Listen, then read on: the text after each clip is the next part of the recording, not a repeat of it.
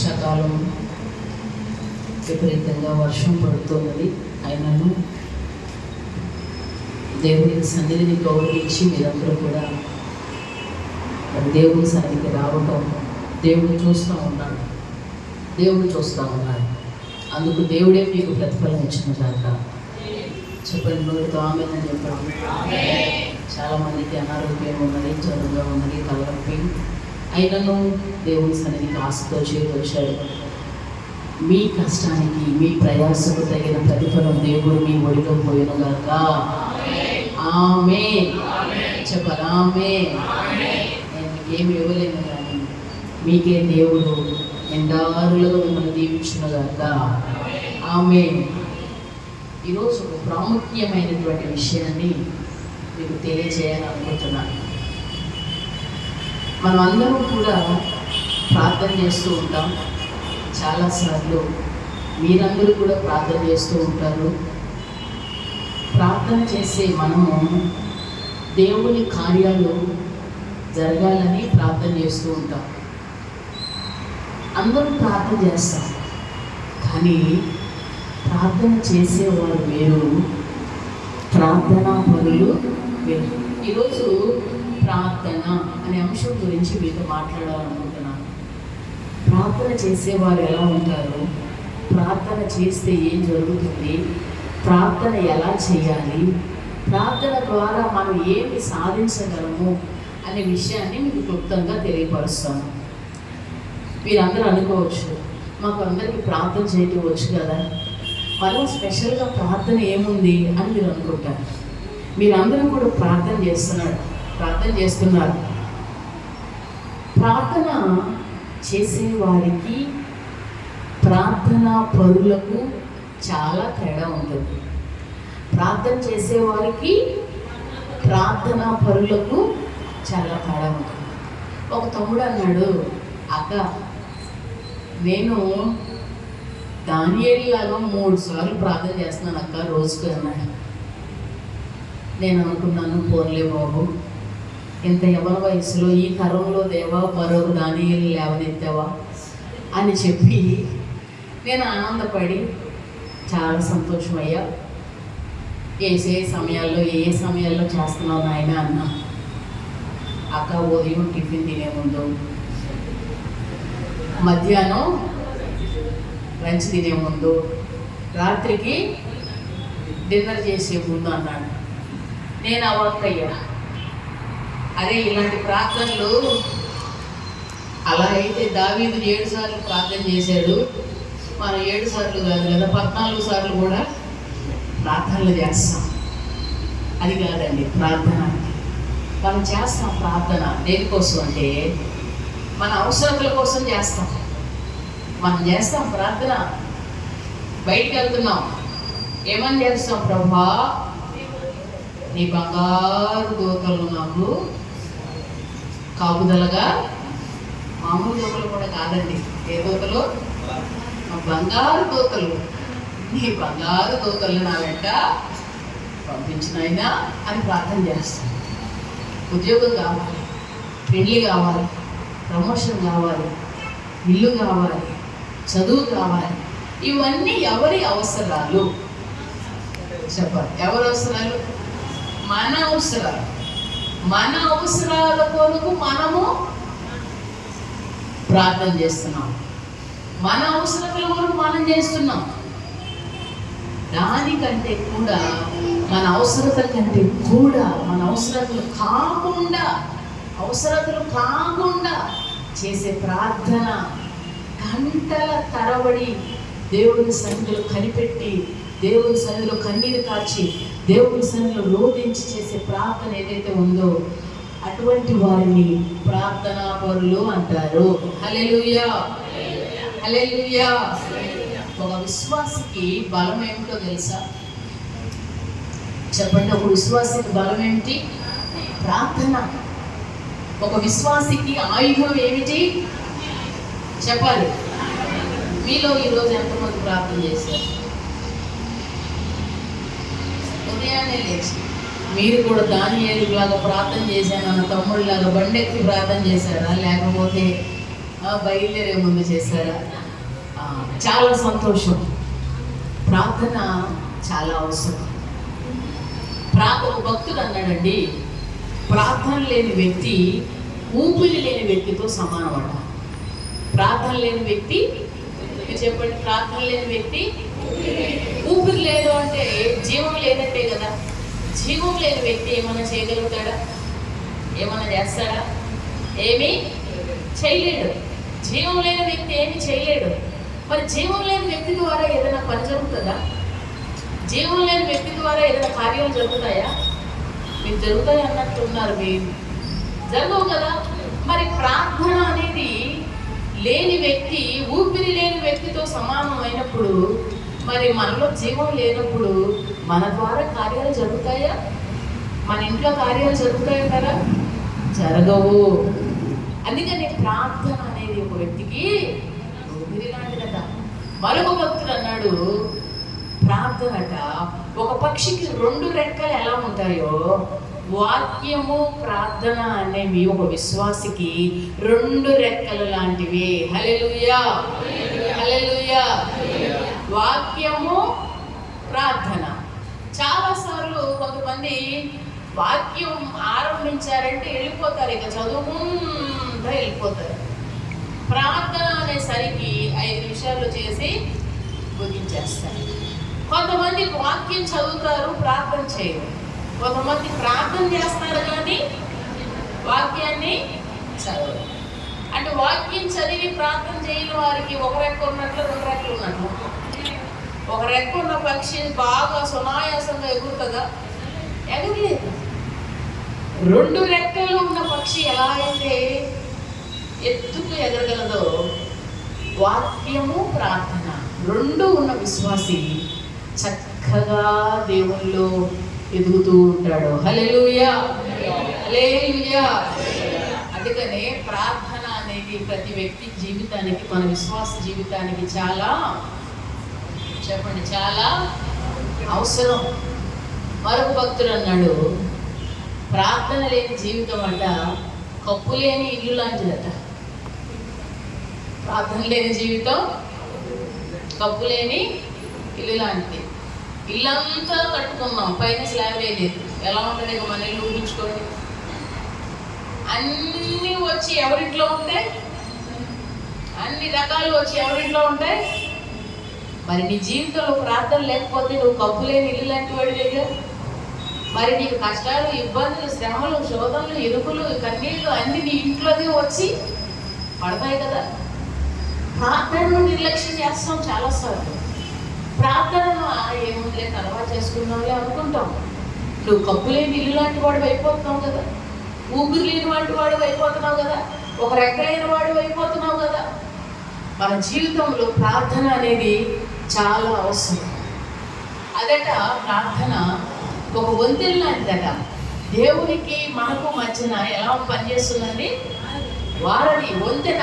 వంతెన అనేది ఎంత గట్టిగా నిర్మించుకుంటే అంత త్వరగా మనకు సమాధానాలు వస్తాయి దేవుని దగ్గర నుంచి. వంతెన ఎంత బాగా నిర్మించుకుంటే, అంటే ఎంత బాగా మనం దేవునితో ప్రార్థన చేస్తూ సహవాసం కలిగి, దేవునితో ఎక్కువగా సహవాసం కలిగి, స్నేహం కలిగి ఉంటా ఉంటే అంత త్వరగా మనకు జవాబులు వస్తాయి. కొంతమంది ఉంటారు, జనవరి 1 ప్రార్థన చేస్తారు, మళ్ళీ ఎప్పుడు, మళ్ళీ జనవరి 1. క్రిస్మస్కి ప్రార్థన చేస్తారు, క్రిస్మస్కి వస్తాడు, మళ్ళా క్రిస్మస్. ఇంకేమన్నా కొంచెం సానుభూతి ఉందనుకోండి, గుడ్ ఫ్రైడేకి వస్తారు, మళ్ళీ ఎప్పుడు, మళ్ళా గుడ్ ఫ్రైడేకి. అప్పుడు దేవుడు అనుకుంటాడు, ఎవరు తప్ప ఈ స్వామి ఎక్కడో విన్నట్టుండే, సంవత్సరం అయింది వీడు స్వామి నీకు ఎక్కడో విన్నట్టుంది అనుకుంటాడు దేవుడు. 2 ప్రాణ స్నేహితులు ఉన్నారు, వారు రోజు మాట్లాడుకుంటారు. అలాంటి వారిని ఏమంటారు? సంవత్సరానికి ఒకసారి మాట్లాడుకునే వాళ్ళని స్నేహితులు అంటారు, ప్రాణ స్నేహితులు అంటారు. రోజు మాట్లాడుకుంటారు, రోజు మాట్లాడుకునే వాళ్ళు ప్రాణ స్నేహితులు. రోజు మాట్లాడుకున్నప్పుడు వారి మధ్య ఉన్న సంబంధం వేరుగా ఉంటుంది, వారి మధ్య ఉన్న సహవాసం వేరుగా ఉంటుంది. వారిని చూసి హలో నన్ను గుర్తుపట్టావా అని అనాలా? అనవసరంలా. మనం చూడగానే హాయ్ అక్క అంటారు, లేదా మనం చూడగానే హాయ్ అన్న అంటారు. ఎందుకనంటే మన మధ్య ఉన్న సంబంధం అనేది అంత బలంగా ఉన్నది. ఈ మాట ఎందుకు చెప్తున్నాను తెలుసా? మీరు వినండి. మన మధ్య సంబంధం అలా గట్టిగా ఉండాలంటే మీరు కూడా దేవునికి ప్రాణ స్నేహితులు ఎలా అయితే రోజు మాట్లాడుకుంటారో దేవునితో మీరు రోజు మాట్లాడాలి. హల్లెలూయా, హల్లెలూయా. రోజు మాట్లాడాలి, రోజు ప్రార్థన చేయాలి. అప్పుడు ఆ ప్రార్థన మనలను దేవునికి సమీపంగా చేస్తుంది. ఏం చేస్తుందండి? సమీపంగా, దగ్గరగా చేస్తుంది. దేవునికి సమీపంగా చేస్తుంది ఈ ప్రార్థన అనేది. అటువంటి వారి జీవితాలలో దేవుడు వారికి సమీపంగా ఉంటాడు, దేవుడు వారికి దగ్గరగా ఉంటాడు. కొంతమంది అండి ఆదివారం ప్రార్థన చేస్తారా? ఇక్కడ కూడా ప్రార్థన చేసే అవకాశం లేదు కదా. ఎందుకంటే ఆరంభ ప్రార్థన నేనే, ముగింపు ప్రార్థన నేనే, అన్ని మధ్యలో ఆరాధనకు ప్రార్థన నేనే. ఇప్పుడు ఇక్కడ కూడా ప్రార్థన చేయవచ్చు, చేయకపోవచ్చు, చేసుకోమన్నా సరే. ఇక సోమవారం ప్రార్థన లేదు, మంగళవారం ప్రార్థన లేదు, బుధవారం లేదు, గురువారం లేదు, శుక్రవారం లేదు, శనివారం మళ్ళా ఆదివారం. దేవునికి సమీపస్తులుగా మనం ఉండలేము. కనుక ప్రార్థన అనేది ప్రతి విశ్వాస జీవితానికి చాలా అవసరం. ఈరోజు ఒకే ఒక ప్రార్థనా పరుడిని మీకు పరిచయం చేస్తాను. ఒకే ఒక ప్రార్థనా పరుడు. ఆ ప్రార్థనా పరుడి యొక్క జీవితంలో ఒక ప్రార్థనా పరుడు ఎలా ఉంటాడు, అతని జీవితంలో దేవుడు చేసే కార్యాలు ఎలా ఉంటాయి, సమయాన్ని బట్టి పాయింట్స్ తగ్గించడం పెంచడం చేస్తారు. దేవునికి స్తోత్రం, హల్లెలూయా. చూడండి, దైవ గ్రంథంలో దానియేలు గ్రంథం 6వ అధ్యాయం తీసి పెట్టుకోనండి. దానియేలు గ్రంథము 6వ అధ్యాయం.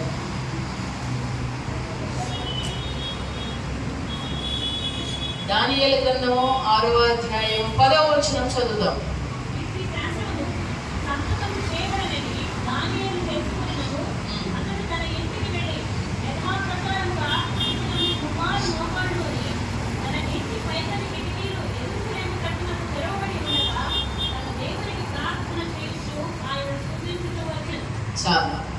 యథాప్రకారముగా అనుదినము ముమ్మారు మోకాళ్ళుని ప్రార్థన చేయుచు.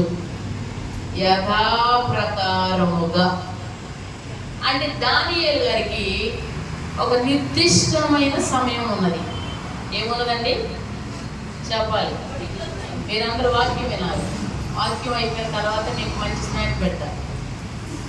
ఓకే, దానియేలుకి ఒక నిర్దిష్టమైన సమయాలు ఉన్నాయి. అనుదినము యథాప్రకారముగా ముమ్మారు మోకాళ్ళుని ప్రార్థన చేయుచు వచ్చేటువంటి వాడు దానియేలు. అనుదినము యథాప్రకారంగా అంటే పలానా సమయం వచ్చింది అని అంటే ఖచ్చితంగా అతను ఎక్కడ ఉంటాడు? ప్రార్థనలో ఉంటాడు. ఇప్పుడు సమయం 3 గంటలు అయింది అంటే ఖచ్చితంగా ప్రార్థనలో ఉంటాడు. పగలు 5 గంటలు అయింది అంటే ఖచ్చితంగా ప్రార్థనలో ఉంటాడు. ఈ రోజున ఇటువంటి మాట మన గురించి ఎవరైనా చెప్పగలరా? మా అమ్మ ఈ సమయానికి ప్రార్థనలో ఉంటుంది అని మన బిడ్డలు మన గురించి చెప్పగలరా? మన ఇంటి వారు ఎవరైనా చెప్పగలరా? ఒక నిర్దిష్టమైన సమయం అనేది మనము ఏర్పాటు చేసుకోవాలి. కుటుంబంగా అందరం కలిసి ప్రార్థన చేస్తాం మన ఇంట్లో. కుటుంబ ప్రార్థన కుటుంబానికి బలం. కుటుంబ ప్రార్థన ఎవరికి బలం? కుటుంబానికి బలం. సంఘం అంతా కలిసి ఇక్కడ ప్రార్థన చేస్తాం. సంఘ ప్రార్థన దేనికి బలం? సంఘానికి బలం.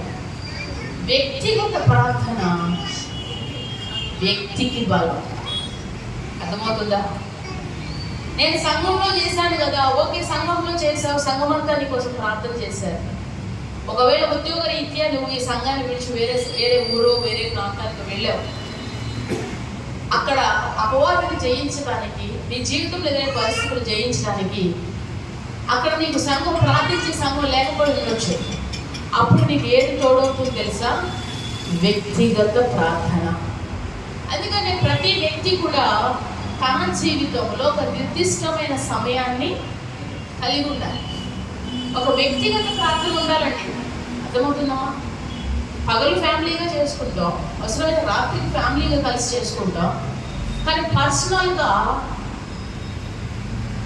ఎవరికి వారంగా వ్యక్తిగతంగా దేవునితో మాట్లాడుకోవాలి, దేవునికి ప్రార్థన చేస్తూ ఉండాలి.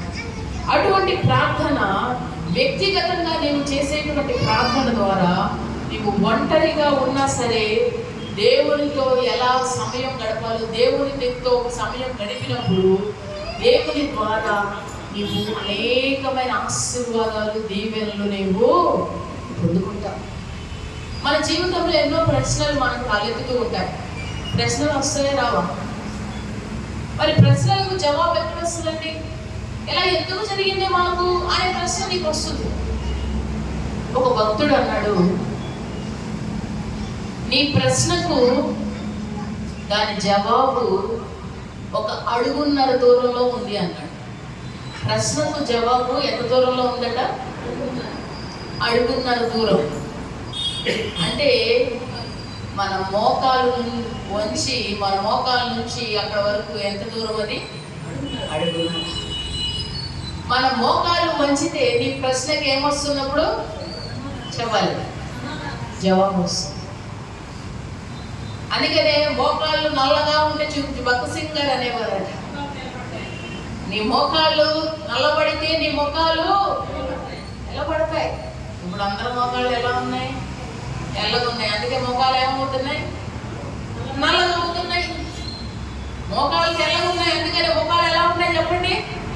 నల్లబడతాయి. ఎందుకు నల్లబడతాయి తెలుసా? విచారం, దుఃఖం, కన్నీరు, బాధ.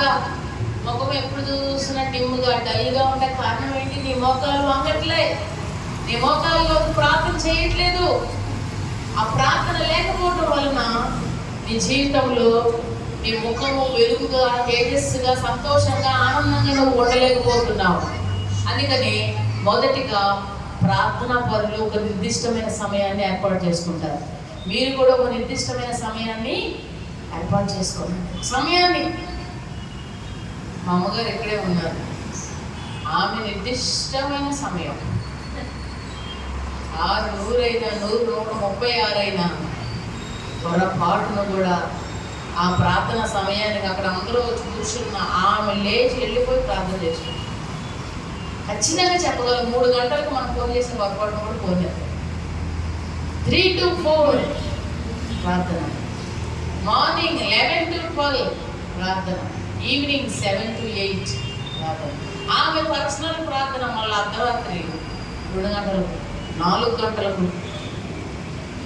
ఆ సమయంలో ఫోన్ చేసినా, మనం రమ్మని చెప్పినా, ఎవరైనా వచ్చారని చెప్పినా అస్సలు కాకూడదు. మాకు అర్థమైపోతుంది. ఒక నిర్దిష్టమైన సమయాన్ని ఏర్పాటు చేసుకుంటారు. దాని ద్వారా అనుదినము మన దేవునితో ప్రార్థనలో గడపడం ద్వారా మన జీవితాలకు, మన కుటుంబాలకు ఆశీర్వాదం కలుగుతుంది. హల్లెలూయా. తర్వాత అదే అధ్యాయం 4వ వచనం చదవండి. 6వ అధ్యాయం 4వ వచనం. ప్రధానులు, అధిపతులు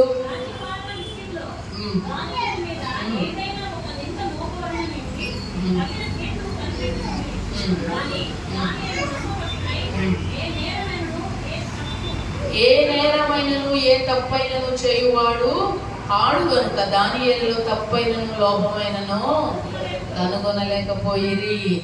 దానియేలు మీదట రాజుగారి దగ్గర ఏదో తప్పు చూపించాలని వారందరూ ప్రయత్నం చేస్తున్నారు. అది నిజమే కదా. మన కుటుంబాల్లో, మన సమాజంలో ఒకరు అభివృద్ధి చెందితే కారణం లేకుండానే అసలు పరులు పుట్టుకొస్తూ ఉంటారు. అవునా? కారణం లేకుండా గొడవలు పెట్టుకుంటారు. కారణం ఉండదు కానీ గొడవ పెట్టుకుంటారు. మనం అభివృద్ధి చెందుతూ ఉంటే కారణం అవసరం లేదండి, గొడవ దిగుతారు. సూపర్.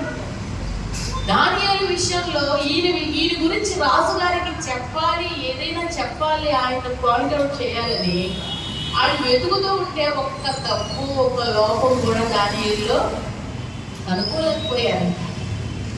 దానియేలులో ఎక్కడ కూడా ఆయన పాపం చేసడానికి అవకాశం అనేది వారికి ఎక్కడ కూడా దొరకలేదట. రెండో మాట, ప్రార్థన చేసేవారు, ప్రార్థనా పరులు పాపం చేయరు. హల్లెలూయా. పాపం చేసేవారు ప్రార్థన చేసేవారు పాపం చేయరు. ఎందుకంటే వారు నిత్యము దేవుడితో ప్రార్థన చేస్తూ ఉంటారు కనుక, దేవుడితో సహవాసం చేస్తూ ఉంటారు కనుక దేవుని గుణగణాలు వారిలోనికి వస్తాయి. దేవుని గుణగణాలలో మొదటి పరిశుద్ధత. పరిశుద్ధంగా ఉండేటువంటి స్వభావం, పరిశుద్ధత వారిలోనికి వస్తుంది కనుక వారు పాపం చేయడానికి ముందుకు రారు, పాపం చేయలేరు. ప్రార్థనా పరులు ఏ తప్పైనా ఏ లోపమైనా కనుగొనడానికి అవకాశం లేకుండా జీవిస్తారు. మన ప్రార్థన మన పాపం చేయకుండా ఆపుతుంది. మన ప్రార్థన దేవునికి దూరం కాకుండా ఆపుతుంది. మన ప్రార్థన ద్వారా ఎంతమంది ఎన్ని రకాలుగా మనలో తప్పు వెతకాలని కనుగొనలేదు. హల్లెలూయా, హల్లెలూయా. మరొక మాట చూడండి, అదే అధ్యాయం 10వ వచనం చదువుదాం.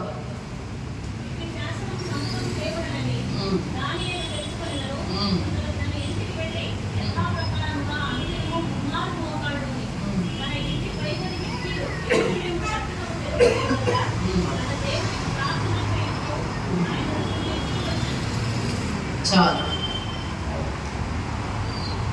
ఇట్టి శాసనము సంతకము చేయబడినని తెలుసుకొని నన్ను.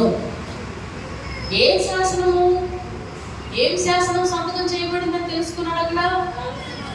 రాజులు తప్ప ఇంకా వేరే ఎవరినైనా సరే పూజిస్తే వారిని ఎక్కడ వేస్తామన్నారు? సింహాల బోను కాదు. బోన్లో ఎన్ని ఉంటాయి సింహాలు? ఒకటే ఉంటుంది బోన్లో. గుహలో చాలా ఉంటాయి. బోనులో సింహాల బోన్లో ఒకటే ఉంటుంది. సింహాల గుహలో వేయబడతారని చెప్పి సంతకం చేయబడిన శాసనం కనుక వినబడిన యథాప్రకారంగా ఇంకో 10 నిమిషాల్లో ఇప్పుడు ఇక్కడికి వచ్చి ప్రార్థన చేసే వాళ్ళ మీద కేసులు పెడతారంటారని 20 న్యూస్ ఏదైనా వచ్చింది, మెసేజ్లు వచ్చింది. ఎక్కడెక్కడ పర్వాలు, తలుపులు, కిటికీలు ఇక్కడి నుంచి జంపు చేసి మరి ఎక్కడ వాళ్ళు అక్కడ. అవునా? వెళ్ళిపోతారా? పడిపోతారా? సింహాల గుహలో వేయబడతారన్న సంతకం తెలిసినను ప్రార్థనా పరులు దేనికి భయపడరు. హల్లెలూయా.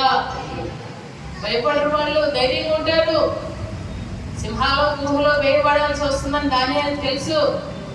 అయినా సరే యథా ప్రకారంగా ముమ్మారు మోకాళ్ళు దేవునికి ప్రార్థన చేస్తూ స్తుతిస్తూ వచ్చాడు.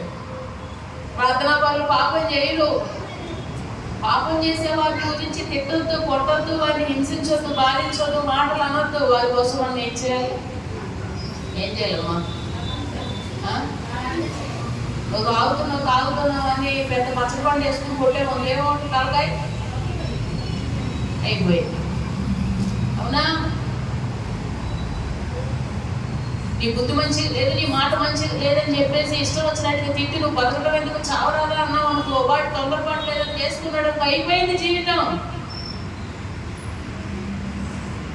ఎవరైనా సరే చెడు వ్యసనాలకు అలవాటు అయి ఉంటే, దేవునికి దూరంగా ఉంటే, చెడు కార్యక్రమాలు చేస్తూ ఉంటే, అటువంటి వారి కోసం ఏం చేయాలి తెలుసా? చెప్పాలి. ఏం చేయాలి? పాపం చేసే వారికి విరుగుడేంటి తెలుసా? ప్రార్థనే. పట్టుకుంటాడు దేవుడు, అక్కడి నుండి లాక్కొని చేస్తాడు ఇక్కడికి. మాటల ద్వారా పని జరగదు. దేని ద్వారా పని జరుగుతుంది?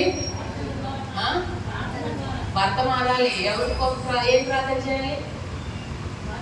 ఒక సహోదరి ఒక సాక్ష్యం చెప్పింది. ఏమనంటే, ఆమె వంట చేస్తే వాళ్ళ అత్త మామగారు అందరూ బాగా తింటున్నారు, మంచి పిల్లలు అందరూ సంతోషంగా తింటున్నారంట. కానీ భర్త మాత్రం చండాలంగా ఉందని చెప్పి ప్రతిరోజు ఆ ఆ భోజనం తినే సమయం వచ్చిందంటే ఆమెకు దడదడ దడదడ. ఎప్పుడు చూసినా ఒక్కరోజు కూడా ఆ భోజనాన్ని మెచ్చుకోకుండా, అంటే అసలు రుచిగా లేదని, టేస్ట్గా లేదని, బాగోలేదని ఎప్పుడు కోపంగా సీరియస్గా ఉంటాం. అక్క, మామ, పిల్లలు అందరూ మంచిగా తింటున్నాం, మరి ఆమెకు అదే వచ్చు వంట. ప్రతిరోజు 3 పూట్ల ఇదే కూరు. ఒక రోజు అయితే పర్వాలేదు, 3 పూట్ల ఇదే కూర అయితే ఎంతో బాధ. ఏం చేయాలి ఆమెకి అర్థం అవ్వాలి. ఒకరోజు దేవుడు ఆమెకు ఆలోచించాడట, ఏమనంటే నీ భర్త కోసం ప్రార్థన చేయండి. ఆమెకు భయం వచ్చి ఆయన భోజనానికి వస్తున్నాడంటే చాలు ముందు మేము మోకరించి, ప్రభు నాయన భోజనం పెట్టాలి, ప్రభు వస్తున్నాడు నాయన, అయ్యా నాయన ఏమనుకుంటా చేయి ప్రభు, ఏమనుకుంటా నాయన మంచిగా తింటే సహాయం చేయి ప్రభు అని రాదు. అలా ప్రార్థన చేసుకునేదంట. అలా కూడా చాలా రోజులు గడిచిపోయారు. ఎప్పుడు ఇదే ఈమె ఇలా ప్రార్థన చేసుకుంటూ ఉండగా అలా చేస్తూ ఉంది ఆయన కోసం. దేనికోసం చేస్తుంది? దీనికోసం. ఒకరోజు భోజనం దగ్గర కూర్చుని ఆయన అన్నాడట, నువ్వు ఎట్లా వండినా నేను తినేస్తా ఈ రోజు నుంచి అన్నాడట. హల్లెలూయా. నువ్వు ఎట్లా వండినా నేను తినేస్తాను. ఆమె ఆశ్చర్యపోయిందంట, ఇది నిజమా అబద్ధమా ఏంటి ఇంతమా ఈ మాట అన్నాడు ఏంటని ఆమె ఆశ్చర్యపోయి, ఆశ్చర్యంలో ఇక ఆమెకేం అర్థం కాలేదట. భోజనం చేసి వెళ్ళిపోయాడు. తర్వాత ప్రాంతంలోకి వచ్చినప్పుడు ప్రభు ఆలోచిస్తున్నాడట, నేను ఎలా మార్చానో చూసావా అంటాడట దేవుడు. హల్లెలూయా. కోపిష్ఠులైన భక్తులు ఉంటారండి. ఏం చేయాలి చెప్పండి అమ్మా. నువ్వు కోపిష్టి అని మనం ఆయన అంటూ కాదు, అర్థం చేయి.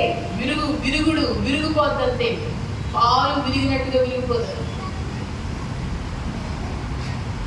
ఎటువంటి మనుషులైనా, భర్త అయినా, భార్య అయినా, కొడుకైనా, పిల్లలైనా మాట వెంటలేదా వెంటనే మోకరించి ప్రార్థన చేయి. ఒకటి మాట్లాడితే ఎంతసేపు కొంతమందికి బాగున్నారా అన్నాను, నీదిష్టే తగిలేదా ఉంది.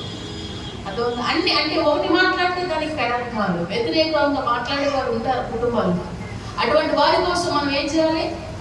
మంచి మనసు. జ్ఞానం లేదురా, నీకు బుద్ధి లేదురా, నీకు మైండ్ లేదురా, నీకు తెలివి లేదురా అని తిట్టడం కాకుండా వారి కొరకు ప్రార్థన చేయి. హల్లెలూయా. ప్రార్థన వారిని పాపానికి దూరంగా ఉంచుతుంది. పాపం చేసే వారి భయపడేలా చేస్తుంది. ప్రార్థన పరులు సమస్యలకు భయపడరు. ఎందుకంటే ప్రార్థన ఎంత బాగా చేస్తారో దేవుడికి సమీపంగా ఉంటారు, దేవుడు కూడా వారికి సమీపంగా ఉంటాడు. హల్లెలూయా. హల్లెలూయా. అర్థమవుతుందా? 4వ చూడండి, అదే అధ్యాయంలో 14వ వచనం చదువుదాం.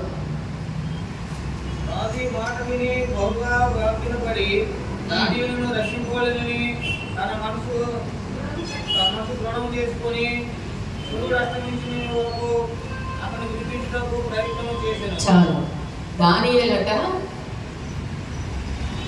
దానియేలు విషయంలో రాజుగారికి ఏమనిపిస్తుందట?